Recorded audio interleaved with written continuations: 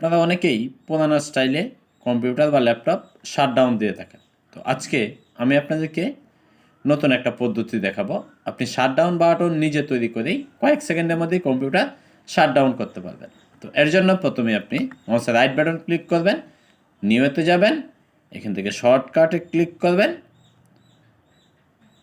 এখানে এসে আপনি টাইপ করবেন হচ্ছে স্লাইড টু শাটডাউন ডট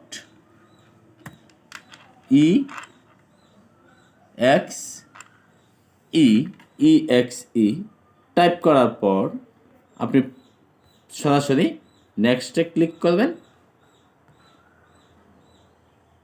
এরপর আবার ফিনিশে ক্লিক করে দেন। দেখেন এখানে একটা শাটডাউন বাটন তৈরি হয়ে গেল। এরপর আপনি এর উপরে রাইট বাটন ক্লিক করে প্রপার্টিসে ক্লিক করেন, প্রপার্টিস থেকে চেঞ্জ আইকনে ক্লিক করেন, ওকেতে ক্লিক করেন।